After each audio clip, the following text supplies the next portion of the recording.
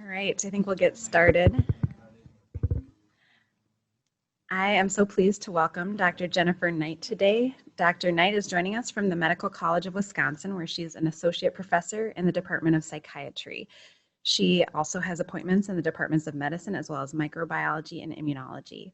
Dr. Knight completed a combined residency in psychiatry and internal medicine at Rush University in Chicago, and then did a research fellowship in psychoneuroimmunology at the University of Rochester in Rochester, New York. Currently, Dr. Knight is the medical director for psycho-oncology program at the Medical College of Wisconsin. Her research interests involve investigating the physiologic and immunologic effects that account for the relationship between psychosocial factors and clinical outcomes in hematopoietic stem cell transplant recipients. Thank you so much for joining us today, Dr. Knight.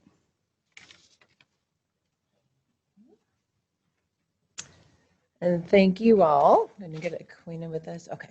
Thank you all for your attention this morning, and hello to the remote sites who I can't see out there. I'm really excited to be here today, and thank you for inviting me, Dr. Turcotte. And I'll kind of tell the story. So Dr. Turcotte and I have been working together for a couple years on some of this, and so I'll tell you about kind of where we've gone, and so it's really an honor to be able to finally be here and talk to the groups that you all work with. So before we get to kind of modern day, I want to start by talking about kind of providing a framework for what we'll be talking about today, because this is a little different than kind of your typical like basic science, cancer, biology talk.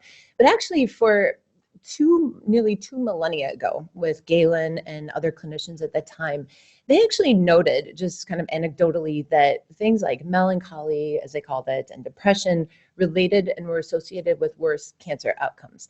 So this is something they kind of discovered and noted in their clinical findings. Galen actually called cancer a disease of the nervous system at the time.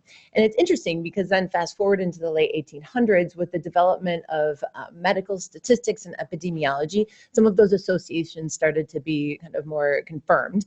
And more recently, preclinical data and studies have started to identify the actual biological mechanisms, which I'll be talking more about. And then some of the work that we're doing now is really translating a lot of these preclinical studies into kind of human translational programs and understanding what we can do for interventions to actually improve patient outcomes. But it did all start several thousand years ago. Even more recently, we have the lay public really identifying and understanding that stress impacts health outcomes. So most everybody actually can identify that when they're stressed, they might get a cold, or people say you get run down, you get sick. I mean, that's pretty well understood. But interestingly, people are starting to kind of identify that with cancer as well. Now, this particular article was from over 10 years ago, and it talks about,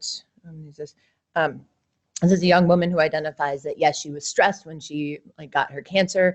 I will say that there's been much research investigating the idea of stress and cancer, either initiation or progression. The former is highly more equivocal. So we will kind of be focusing on progression today, which there's much more robust data for. Let's see. Okay. So I do want to highlight kind of the overall physiology of the stress response. So we're going to be talking about, as we think about socioeconomic status and low socioeconomic status, we're thinking about perhaps poverty. And this is more or less a condition of chronic stress, okay? And we'll talk about a couple angles of it, but that's the angle that I want you to kind of think about that we're taking for this line of work. The stress response is defined by Hans Selye, who is thought to be sort of the grandfather of stress and of the biological response of stress. And he was actually an endocrinologist, a Hungarian endocrinologist, practiced in the early 1900s.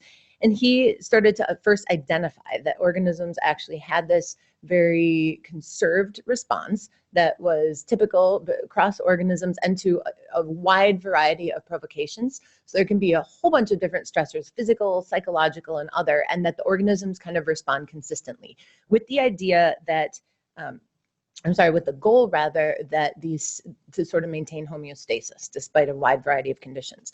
Now, this response is adaptive in the acute setting, and there's good reason for it. However, what's happened is over time, when this response is chronic or continual, we now know that it's linked to a wide variety of adverse medical and psychiatric problems.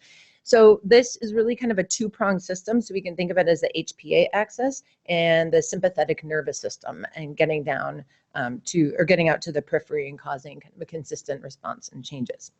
Now, the stress response, while it causes kind of general changes, what we know now from research in the last couple of decades is that these stress hormones actually influence the tumor microenvironment. And this is in a wide variety of malignancies. So again, we see kind of the sympathetic nervous system and the HPA axis get down to the tumor. And it's been interesting because even in the years I've been involved with this, as people identify sort of all these basic science molecular mechanisms, we are learning that more and more of them are actually influenced by stress hormones. So if there's something that you're interested in working on, I bet if you kind of studied it, that there would probably be some linkage here. But so for examples, you have decreased immune function, decrease in apoptosis. You get increased breakdown of the extracellular matrix by activation of matrix metalloproteinases so that the cells can spread. You actually have enhanced lymphatic conveyance of some of the immune cells, increase in VEGF. These are just a few examples. And there's even updated papers. I like this figure, but there's even an updated paper from 2015 that would include more of those mechanisms. So as Dr. Turcotte mentioned, these ideas are encompassed in a field that we could term psychoneuroimmunology. This was started in the late 1970s by Dr. Bob Ader and his colleague Nick Cohen at the University of Rochester. It was kind of one of the serendipities of science where they were experimental psychologists studying taste aversion in rats. So they were pairing saccharin with cyclophosphamide. So they were getting nauseous. And then they noted that they were trying to kind of convert their studies, and they were just giving them saccharin, and they were getting so ill and so immune compromised that they would die from saccharin alone. And this was not supposed to be happening. So it was actually the first indication that the immune system seems to have some sort of memory and from the innervation from the central nervous system. And that kind of started their entire career pursuing this. So as Dr. Turcotte mentioned, I come from kind of a different background. So I did a combined residency of medicine and psychiatry. And in training, and I was always very interested in what I'll call P&I, because it's kind of a mouthful, which is what led me to do this and to be able to extrapolate some of these like really interesting preclinical experimental data to humans to make health better. So that was kind of my goal. And I really enjoyed working with oncology patients. And I knew that there was a good amount of data about, for example, P&I relationships in breast cancer, for example. But as I worked with transplant patients as both a psychiatry resident and an internal medicine resident, like in the ICU and on the oncology floors, it became very apparent to me that this population was perhaps one of the most applicable populations, and specifically cancer populations, to study this interaction, or that this interaction could be the most salient for them. And I will show you why. So first, as many of you know, if you work with this group or not, they're subject to some of the most severe stressors, right? So transplant-related stressors, they're facing a life-threatening illness, and then they're subjected to prolonged periods of social and physical isolation and long treatment programs. They have one of the more highly compromised immune systems, and then that's the organ that's actually being transplanted. So if stress is going to impact immune function, this is going to be a group that relates most significantly to, I'd say, other than say for HIV or AIDS, and there's actually been quite a bit of research, P&I research in that group as well. And then finally, the bone marrow is innervated by the central nervous system. So then you have the hardwiring in place for signals from the CNS and the brain to get to the level of the tumor and impact outcomes. So to me, it kind of seemed like this was sort of the next frontier. I did some searches. There had been no research on this. So in my fellowship, I was fortunate to train with actually Dr. Ader's former mentee, and he was there as an emeritus professor at the time. So I had a couple of meetings with him then and sat down with him and told him my idea to do this, in transplant. And then he's kind of a bulldog, and he's actually passed away since, but in all his wisdom, he said, that probably can't be done. He said, that population's too messy. There's too many factors going on. They're too sick, and humans are they're way too difficult to work with. So you probably can't study that. So I'll let you. I'm going to tell you what I didn't listen that well, I guess. And I just told actually my mentor at MCW. I've worked with Dr. Doug Rizzo, who's a senior scientific director of the Center for International Blood and Marrow Transplant Research, which I'll talk to you more about. And I just told him last month that I was told this in my fellowship, and he kind of grimaced and was glad that I probably hadn't told him that earlier. He might not have worked with me. So anyway, so I'll let you be the judge if this is working out. So with that in mind, we thought it was important to get kind of a theoretical framework of how this could be going on. So we wrote a review and published that, where we identified different psychosocial factors that we knew related to all of these kind of physiologic factors, right? There's good evidence to substantiate that. Were these factors related to some of the pertinent intermediary, I call them, clinical events in transplant? And then how this relates to really what I call the final, clinical outcomes that are typically assessed in transplantation in sort of your larger epidemiologic studies. So thinking of these as sort of the things we really most care about, all right? And this is to highlight for you that these relationships between sort of the psychosocial factors and outcomes, that there's evidence that this exists, right? So this particular paper, and I will talk more about this, identifies that race and SES alone are predictive of worse outcomes in transplant. And then we see things like depressive symptoms before transplant as well as after are also associated with worse outcomes. And this is after controlling for all of the other confounding medical variables that they are. So there's more, but I just want to kind of make this point. So it was at that point, as I said in fellowship, was told these humans were too messy and this probably wasn't going to work out. I thought, well, in order to really understand this, we are going to need as many patients as possible, right? So that we can control for all of the transplant related variables. To just isolate what I was most interested in is how is the brain affecting this and what do we do about that? So that's actually what led me to the CIBMTR, which is a conglomeration of a relationship between the Medical College of Wisconsin, where I am at, and the National Marrow Donor Program here in Minneapolis, which houses kind of the biospecimen repository. So this is where actually Dr. Doug Rizzo, who I continue to work with at MCW, I called him up and he had been on some of these quality of life and outcome papers, and he said, well, I'm really interested in studying this relationship, and I'm going to be interviewing at MCW, and would you be willing to meet? And I remember he said, well, I don't really understand what it is you do, but it sounds cool, so I'd be willing to work with you. So I think the last 10 years have sort of been me trying to demonstrate to Doug that these relationships exist despite his skepticism, as he will readily say. So what we did, so I went to work with the CIBMTR to get larger samples, right? So at the time, they really did not collect patient-reported data. They actually are now rolling out things where they're collecting patient-reported outcomes systematically, but they didn't. And so I kind of came into studying SES as a proxy for stress, right? So this was something that they did collect. They collected socioeconomic status on a broad level, crudely. So they measured zip code, and then with it for a few patients, or a subset rather, they collected addresses. But for me, this was a way to try to understand what was going on between the brain and the body in the transplant setting. And just to demonstrate to you that this is a proxy, this is just one example, but individuals who are of lower SES, as measured by percent of poverty, actually have significantly higher levels of serious psychological distress. Again, this is associational, and we could have a whole discussion about that, but it's generally regarded that stress leads, or that low SES leads to increased levels of stress. And certainly, low SES is associated with a variety of health factors that would lead to worse outcomes, right? So access to care is not as good, health behaviors may be worse, food deserts, poor nutrition, poor exercise, decreased medication adherence, etc.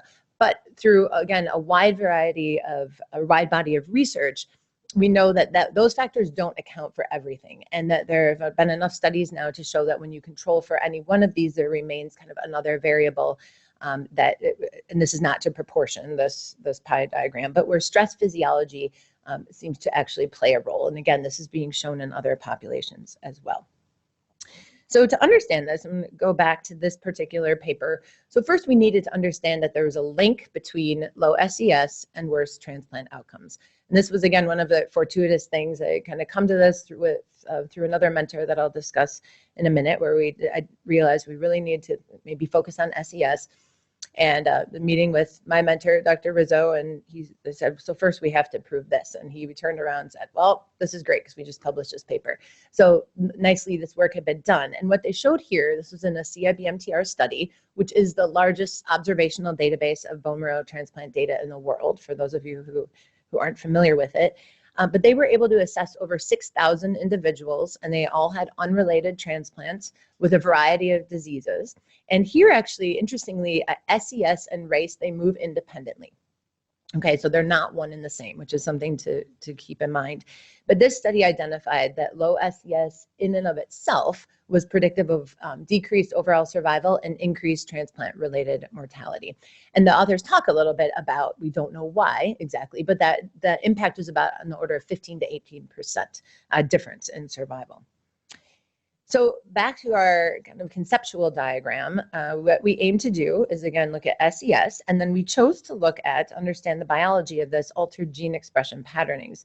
Now, what's nice about this is it can encompass, you can get information about all of these intermediary events rather than just looking at cytokines or just looking at other markers of inflammation or VEGF or something. So we get to see what the organism is really intending for the signal to be, which also helps take away some of the confounding and problematic difficulties of studying humans and looking at the periphery and what time of day.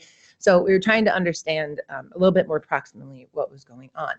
And specifically what we looked at, and this is in conjunction, in collaboration with a colleague and mentor of mine, Dr. Steve Cole, who is at UCLA, and he is an expert in actually social genomics. So he has pioneered that field, and so what he studies is how the environment really impacts our genomics function. So particularly looking at RNA or the transcriptome.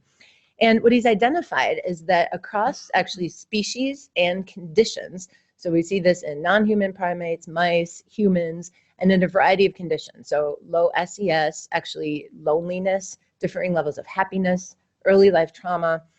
We see this conserved response to adversity that individuals display in terms of what genes are being expressed. And this is sort of multi-tiered. So there's a composite of 53 genes, a large part that's involved in increased inflammation, and then other components involved in decreased interferon and antibody synthesis. There's sort of a conserved, yeah. Right, so we look at peripheral blood mononuclear cells. Thank you. So monocytes tend to be more sort of socially sensitive, but this has also been done in looking actually at, I'm sorry, and the question was what tissues this was, or what cells this is involved with. But there also have been, if you look, for example, with ovarian cancer, if you look at the serous fluid from intraoperatively, you can also see these patterns there as well. So it can be in other tissues, but this particular, if you can choose and pick what you want to see, you look at PBMCs. Yeah. So then we look at transcription factor binding motifs. Again, this is kind of a conserved pattern. And then the origin, so here again, the monocyte activation pattern. So there's actually kind of, and I'll talk about this in the results, but different types of patterns that we see there. Importantly, this system is regulated, or this expression pattern is regulated by the beta adrenergic system. So again, that sympathetic nervous system, which is one of the arms of our stress response. And I will talk again as we talk about interventions about how we're aiming to kind of target that. So what we did to first start studying this is we took that group from the paper that was over 6,000 individuals. All their data had been compiled and whatnot from the CIBMTR. And to your question, there are pre-transplant PBMCs that are collected on all of these patients as part of the CIBMTR and NMDP database.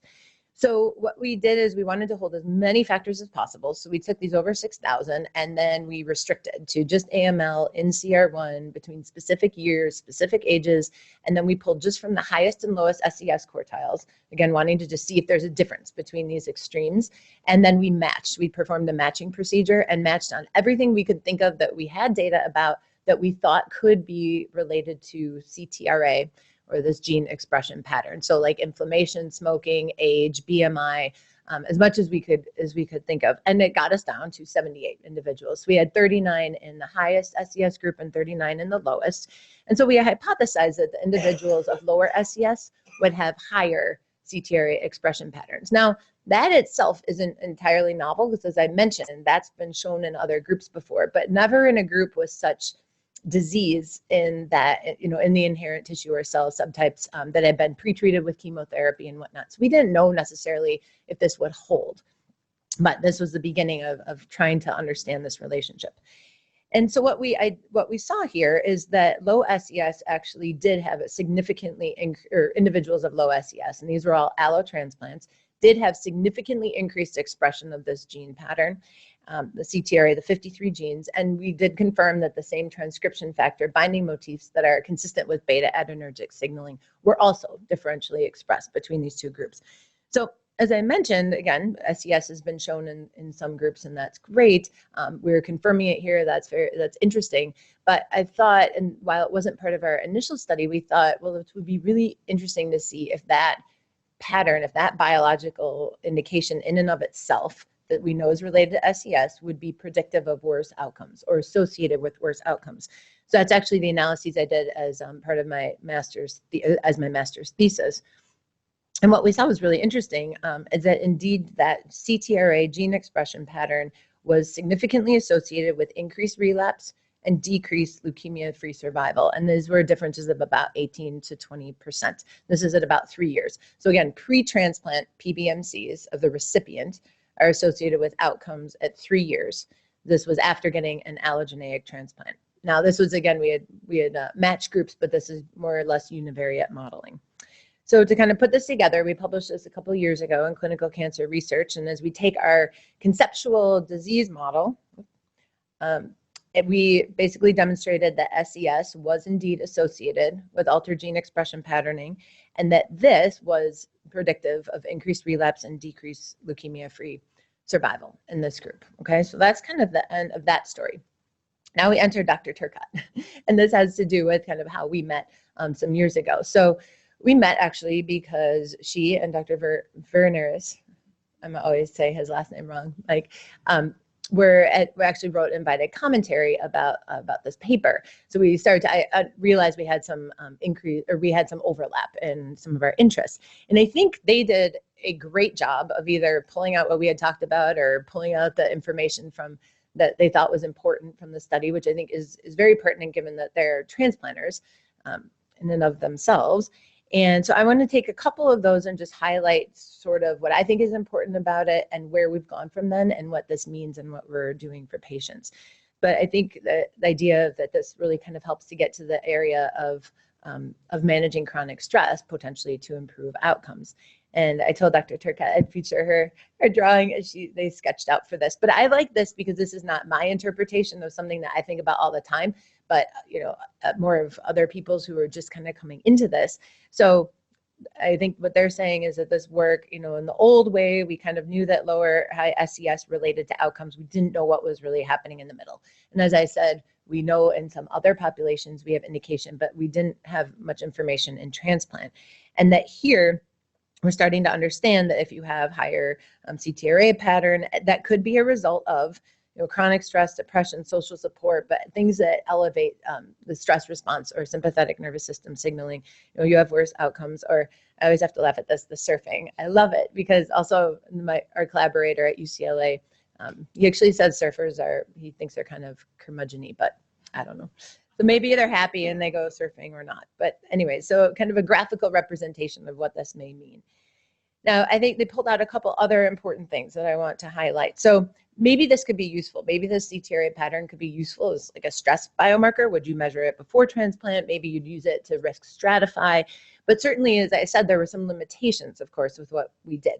We picked very specific groups. We matched, wasn't continuous. It was from SES. We didn't do multivariate modeling. And so appropriately, we said we need, Drs. Turcotte and Verneris identified that we need to do kind of a larger, more diverse sample. And we were in the process of doing that exact thing at the time of publication here. So those results were actually just published at the clip end of last year, where we did do a larger sample.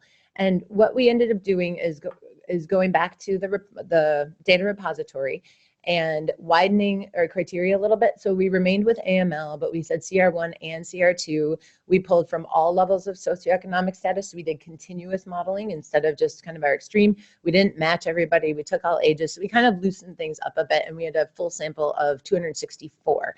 And we were able to do, again here, appropriate multivariate modeling. And as, of course, science would have, it doesn't come out neatly the exact same that it did before.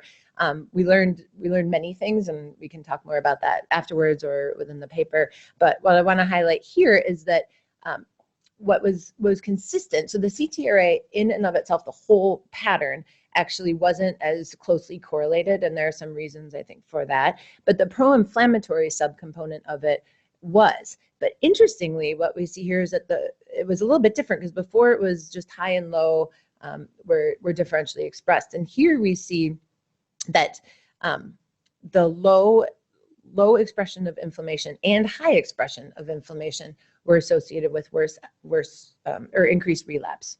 We also see that same sort of U-shaped pattern of increased and decreased inflammation being associated with leukemia-free survival.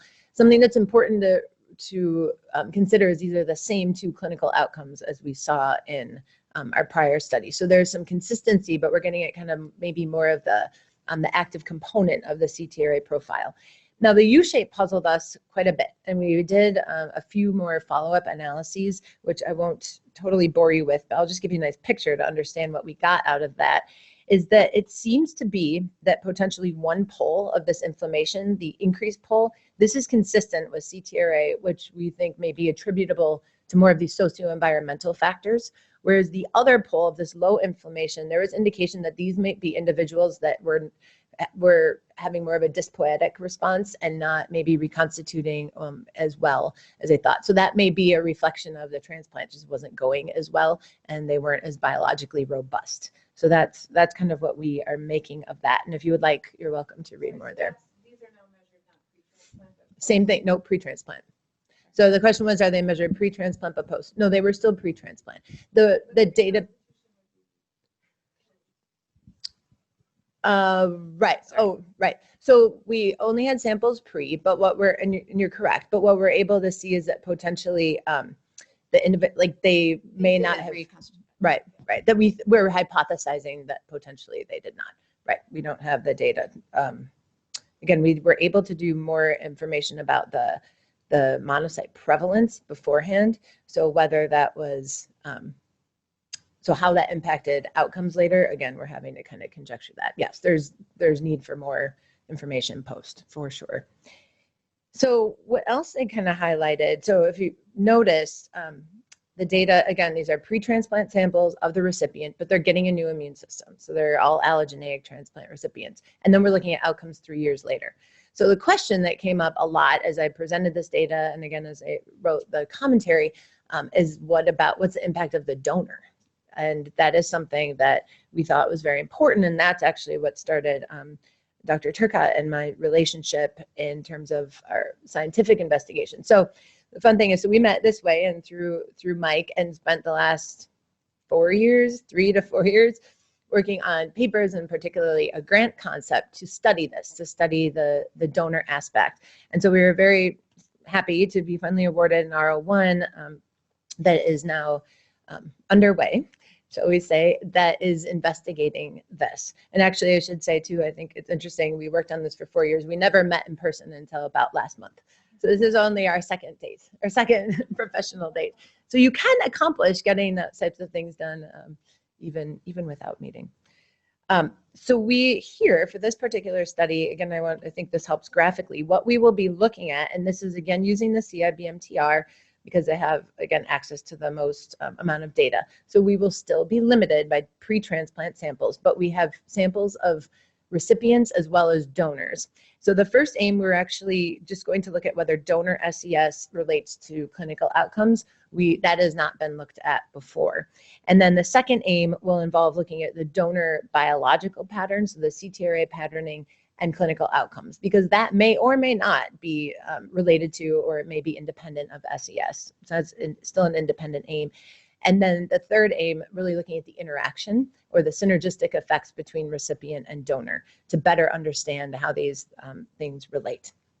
And I'll talk a little bit more about what we might be able to do if we do identify these relationships. As I've mentioned, the CTRA patterning is beta adrenergically mediated. And we did reflect in our paper that this is a potential line of kind of intervention.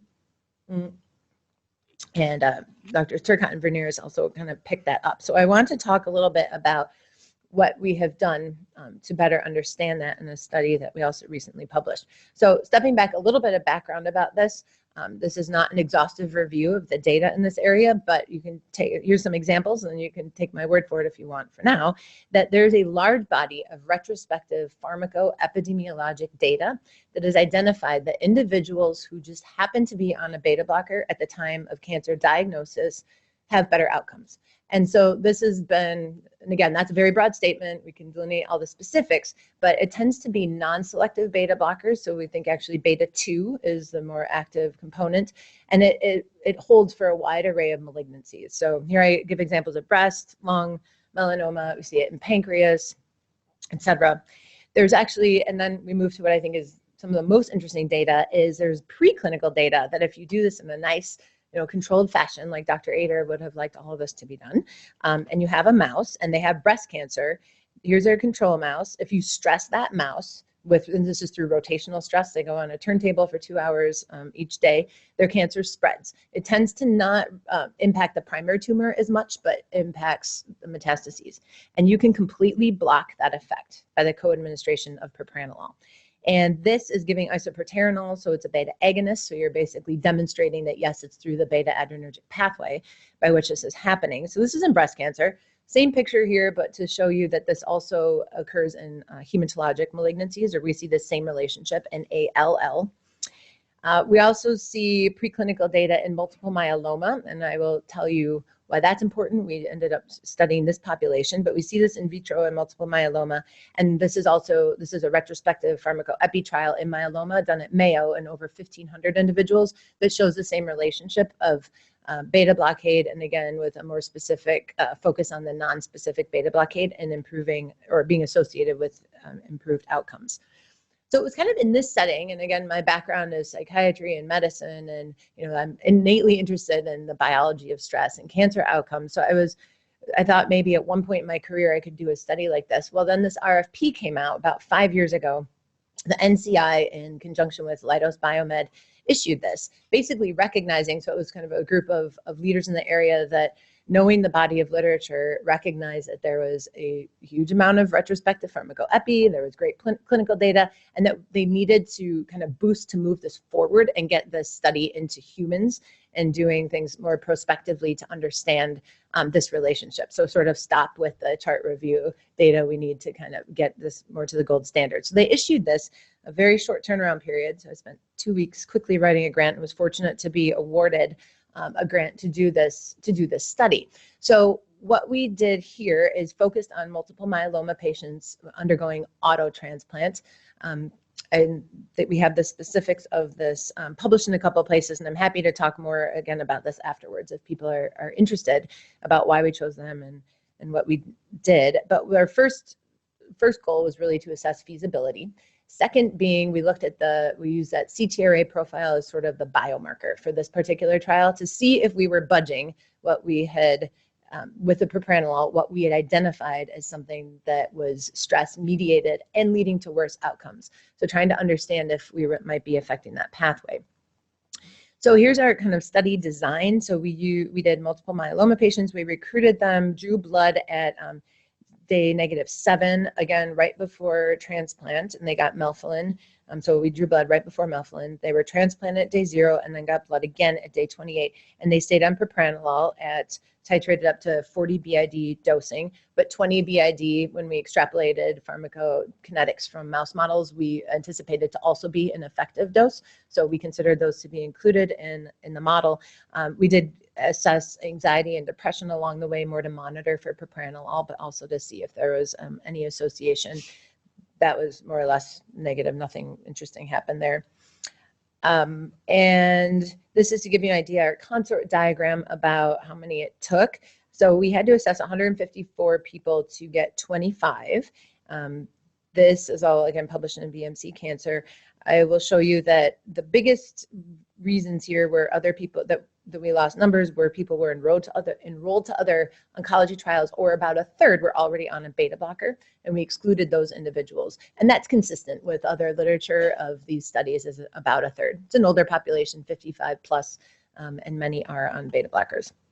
I think one of the interesting things here is there was concern among some is there's concern generally in the area that that people will become so hypotensive they won't be able to tolerate it, et cetera, right? So we followed that very closely, and I think the thing to take away is we had one person that had to come off of propranolol from symptomatic hypotension. However, she didn't tolerate any of her medications for anything. And then in the control group, actually, there were 6 serious adverse events of hypertension. We had 0 of those in our group. So it was very interesting is not only did we really not do more harm, we actually might have been preventing adverse effects, which no one had ever thought could be happening. So we did detail that in this paper. This is kind of a busy slide, but the idea here is we more or less demonstrated it was feasible. The biggest challenge, again, being either they were on a beta blocker or that they were going to other oncology trials. Now, those of you who are involved in enrolling, when I opened this trial, there were no other competing trials in the myeloma auto playing field at the time. And then PD-1 inhibitors started coming out. And so and they exclude being on other trials. So even though our trial wouldn't have minded if you were on certain things, we would have accounted for it. When you're enrolling people to it, you can choose, as a clinician or a provider, here you have PD-1 that's really exciting and the newest immunotherapy, and the drug reps, and maybe it will save their lives. Or you have this old, boring, cheap beta blocker. I mean, so it becomes this, it's very difficult. So that was really the biggest take home and challenge of this, which we continue to think about very much so. But people stayed on it, they tolerated it, we retained them, that was all fine. So AIM-1, that's our results of AIM-1. So AIM-2, looking at the gene expression pattern, what was interesting is we saw that indeed propranolol did significantly reduce expression of that CTRA pattern. And as I mentioned, there's kind of multi-tiers to this. So it reduced CTRA. We also saw that the expression of the classical monocytes, which are traditionally upregulated in CTRA, was diminished in the propranolol patients. So again, we're seeing that we're getting to the level of gene expression with this pretty minimal and brief dose of propranolol.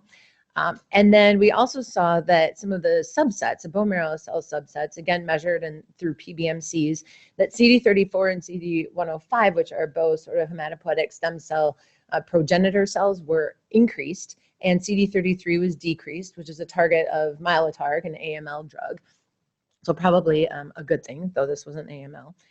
And then interestingly, we assessed some of this clinical data, and I share this here. Don't want to make too much of it, and we actually kind of downplayed it in the manuscript, and then reviewers said, hey, this is actually pretty interesting, can you highlight that more? So we added this in. Again, we didn't have power, this was a smaller study, so we weren't specifically powered for this, but interestingly, you can just see by the numbers that this seems, at least to me, to be more potentially at least clinically meaningful, if not statistically meaningful in the sample. So here we almost hit statistical significance, but 6 versus 1 when you have only 12 and 13 in each group.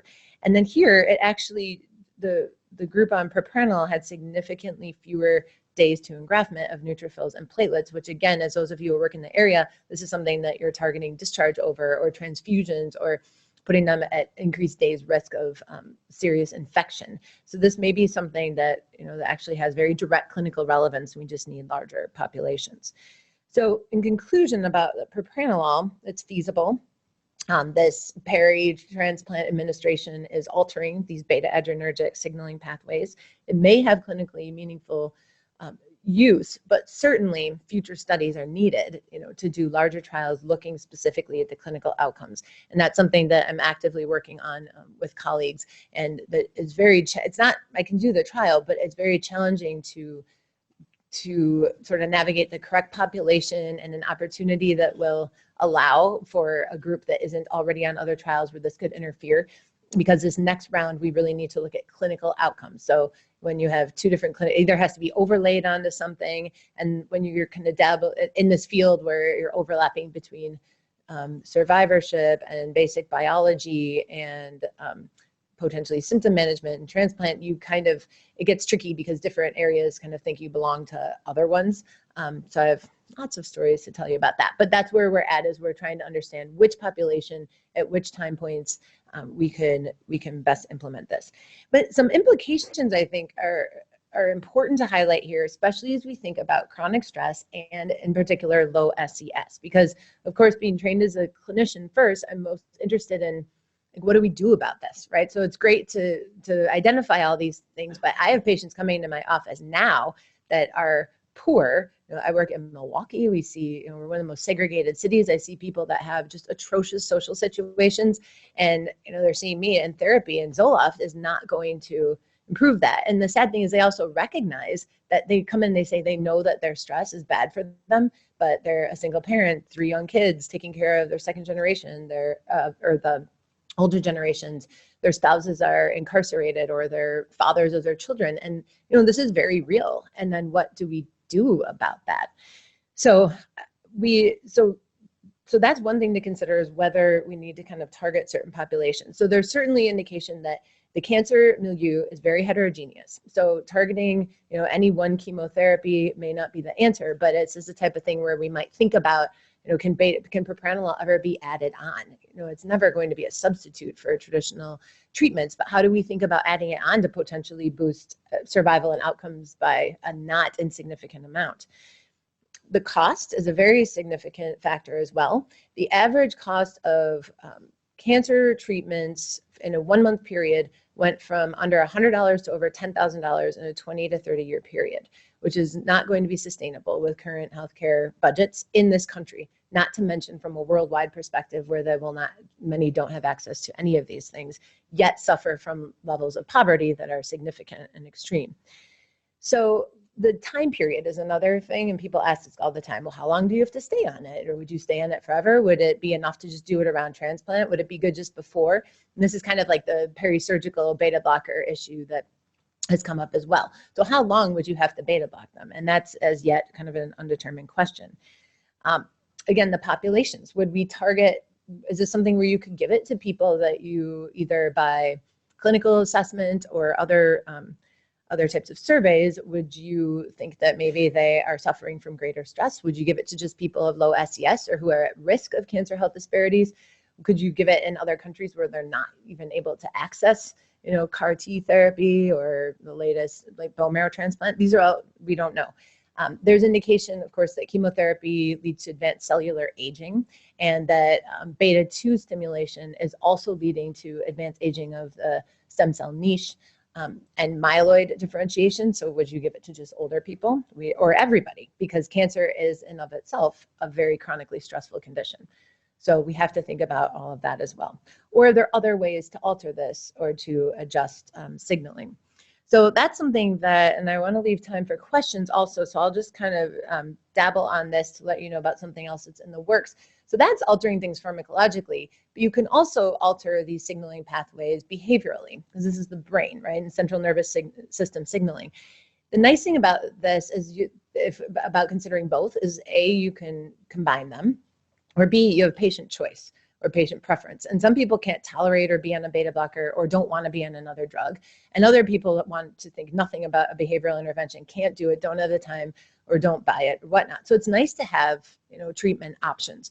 So one thing that we're working on, we're hoping to open it this month, is a pilot study to actually support an R01 resubmission to do an RCT of mindfulness as an intervention to decrease this inflammatory pattern. Now here I highlight sleep for you. This particular R01 is focusing on sleep, but sleep is again sort of one of the constellation of these symptoms involved in adverse psychosocial responses, and actually individuals of low SES and of ethnic minority groups have significantly worse sleep as well. So again, we have all these symptoms that kind of go together for similar, as I mentioned at the very beginning, similar biologic stress responses despite a variety of provocations.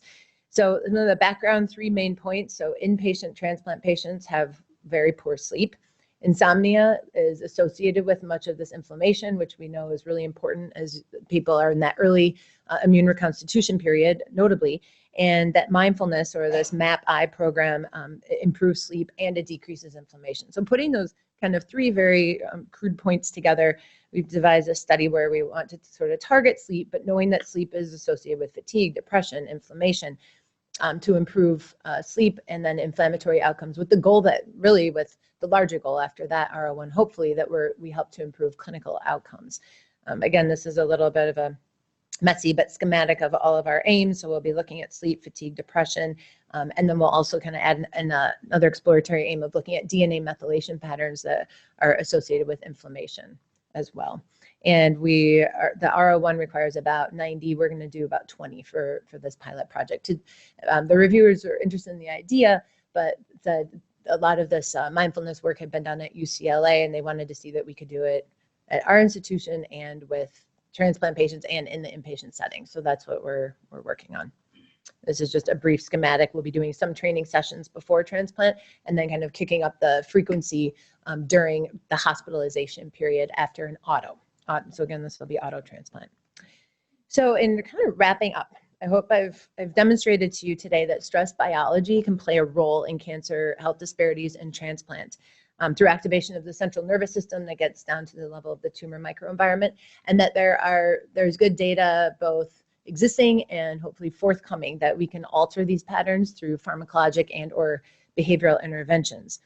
So as we think about kind of the applicability and the translational importance, what I hope is that we can start with what we've learned from mice in these preclinical models and some of the very elegantly controlled study designs about what's happening at the level of molecules, DNA, and tumor microenvironment to design interventions, actually pills, behavior, and what else people can come up with to really impact the health of diverse groups of people, not of all backgrounds and hopefully even globally and around the world. So that's kind of the goal of all of this.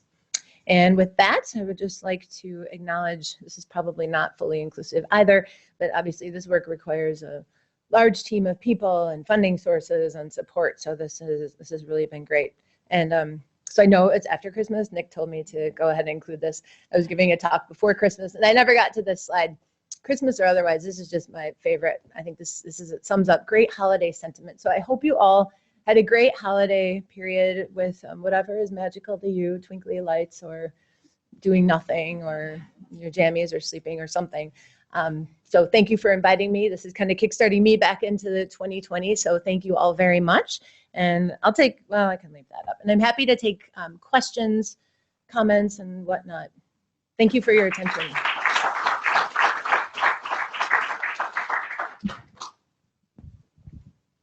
That was great. And I have a comment on the propranolol study. So I'm a medical oncologist and I do breast cancer, and there's similar data for propranolol suppressing epithelial mesenchymal transformation as well as activating NK cells and T cells. Yeah. Are you talking about Shamgar's, Ben Eliyahu's There's work? actually just a reasonably clinical cancer research paper from the group in Australia. Right, Erica Sloan. Yes, right. Yep. So Erica and Shamgar is in Israel. Okay. And then we're here doing this, and we all had that NCI Leidos grant and had all worked with Steve in doing some of that. So we're kind of working from, so I'm very familiar. The practical question is, if you're going to do a randomized trial, what's the primary endpoint? How big is the trial? And who's going to pay for it? And I bring up that last point because I'm involved with a neoadjuvant clinical trial where propranolol would have been a great agent. But no one is interested in paying for it because there's no proprietary interest in the drug. And I hate to break it down to there, but no, that's right. That's right. But to translate this, you have to have a large, probably randomized trial. Yep. So I don't know how you're thinking about it in transplant. Yeah. What's the primary objective of a randomized trial using a beta blocker? Right.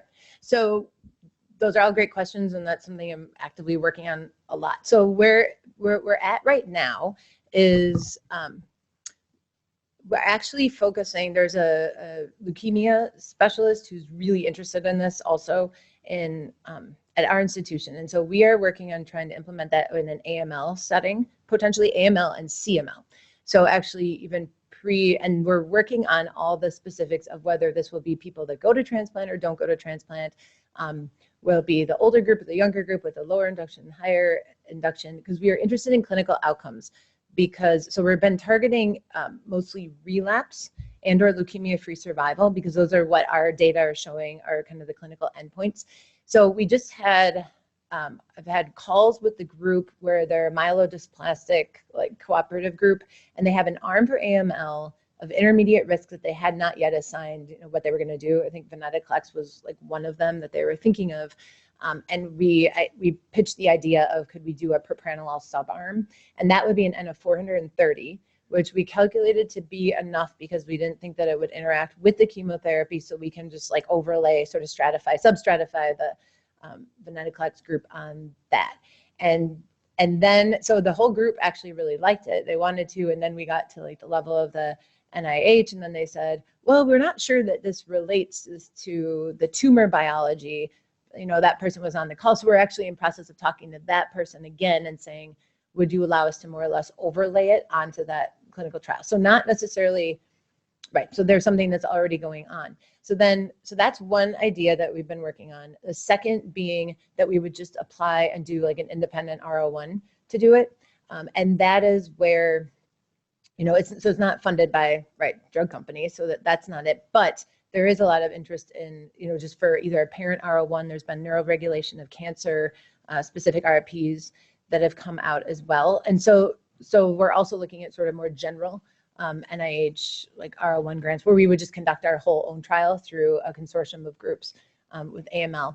There's another option. So the Anti-Cancer Fund is a group out of, are you familiar with them? Yeah, so we talked to them and they couldn't support it. Oh, that's interesting. So I've talked with them in the past, and they were really, yeah, so they came to me also at one point, and this was when I was doing the myeloma trial. But now they've just reissued an RFP in conjunction with another nonprofit group that is trying to support such things. There's a lot of, I don't know if you got this, but there's a lot of kind of strange stipulations to it. And I just got it like in later December, but I'd be happy, I could forward it to you or whatnot as well. Because I agree. So this is the big challenge, right? Is to be able to get it. So there's another group at UCLA that tried to do a breast cancer trial similar to Erica Sloan's group and Shamgar's group, and they couldn't get it underway because the cardiologist blocked it because they felt it was not safe, you know, to do with the patients, which, you know, most of us are demonstrating it is safe to do. So yeah, so we're in that stage of kind of creative ways of thinking about this, but those are kind of the three main ways we're thinking of currently, but I'd love to talk with you, you know, more about that. Yeah.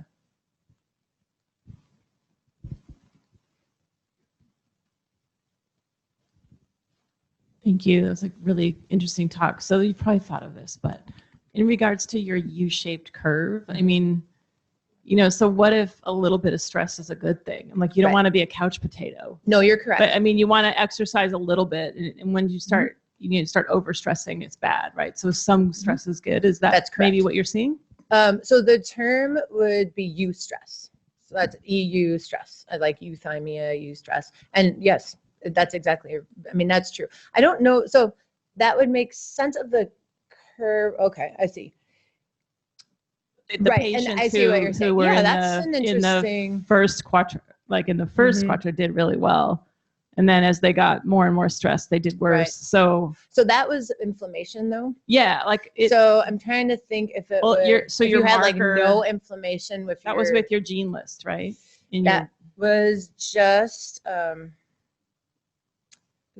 was like just the two graphs with the those two. So that's this your is gene just list, right? This is just the inflammatory component. But that CTRA is a gene list. The actual measure is a gene list. It's 19 genes of the pro-inflammatory component of the CTRA. Okay, right. So those 19 genes can actually be markers of, you know, a sort of a global activation of the immune system, or, you know, something indirect like that you're not thinking about.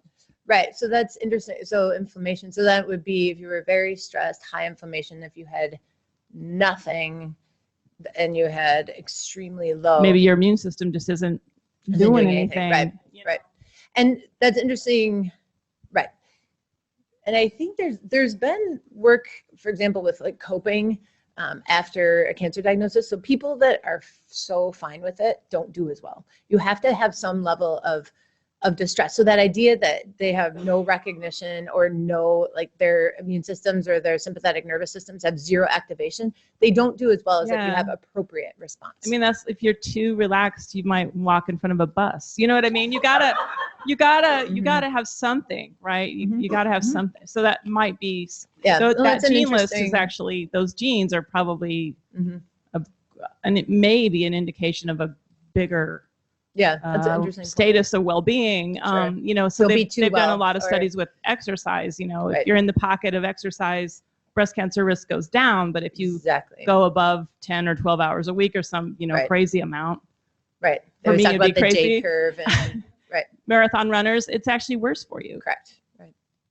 Yeah, I don't disagree. And as we talk about like physical and psychological stresses, it's very much of this U stress, J-shaped. Right. I think that's fascinating. That's definitely why I don't do marathons. So I have two questions that are related to what Carol's bringing up, and that's confounding. So does the gene signature, the CTRA signature, correlate with cell mixture, right? So the immune cell proportions. If you control for that, does it stay signature? So we do, and control for that, which is more, I don't present here, but in the papers, we talk more about that, about accounting for the levels through the cell markers, we can account for the levels of expression of different genes, right? So that even when you're thinking of the levels of monocytes or whatnot that are being included, right? So we do account for some of that. So it's not a straight proxy for that, for cell types. Right. You are correct. The other confounding question is about cytomegalovirus. So how much, I mean, that is completely related to SES and, inflammation. So have you included that? So we have, we've always included that as a variable. Yes. And so I'm trying to think, in the first paper where it was univariate, we just describe it and the groups do not differ with CMV status, but with the multivariate modeling, we do include that. Agreed. And that's always been interesting to me because viral reactivation would occur more, not just because maybe they're not taking their antivirals, but also because of everything I just presented, that when you have increased stress hormones, you have increased viral reactivation. So that's actually been something I've been very interested in trying to pursue. Sometimes the data in the CIBMTR of infection is really messy. And so that's been a little bit harder to get at. But certainly with the propranolol data where we showed the infection rate different, it's something I'm really interested in trying to understand better. So that was my third question. So in your trial, those data are really intriguing, and you could look just in observational data from CMV or whatever it is, right? So those who are on propranolol, do they have less infections and do they have different reconstitution? Right. We could even do, right, because we developed pretty specific parameters for that trial. And what I'm thinking, because again, CIBMTR, we went into this and it really got messy, but we could do even, like a one site, just a retrospective Or chart. even in your group that you excluded them, you could do a linkage and just see those who were on existing propranolol, which would then give you some indication if it matters, whether it's introduced right at the time of treatment or if you've been on it. Right. So we actually just did a study of it's like 150 or some. So we have all the data on all of them. And it has beta blockers and GVHD. But I'm thinking, I wonder if we could just go back because we have all the other data and just go back and look at infectious status. Thank you. Good idea. Yeah, we'll do that. Do you want to do it? I'd love to think about it with you. Yeah, that would be fun. Other questions or comments? All right. Thank you very much. Thank you. Thank you all for your attention.